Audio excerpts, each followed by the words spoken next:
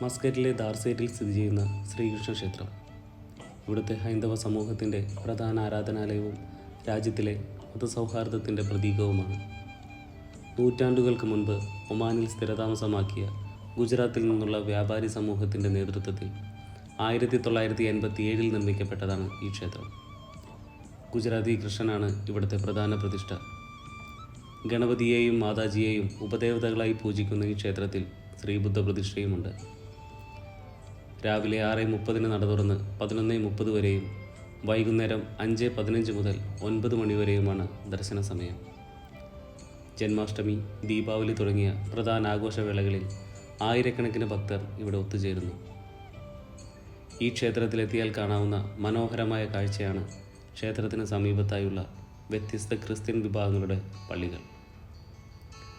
Oman എന്ന രാജ്യം പടുത്തുയർത്തിയ മതസൗഹാർദ്ദത്തിൻ്റെയും സഹവർത്തിത്വത്തിൻ്റെയും ശക്തമായ സന്ദേശമാണിത്. വ്യത്യസ്ത വിശ്വാസങ്ങൾ ഒരേ മണ്ണിൽ സമാധാനത്തോടെ ജീവിക്കുന്നു.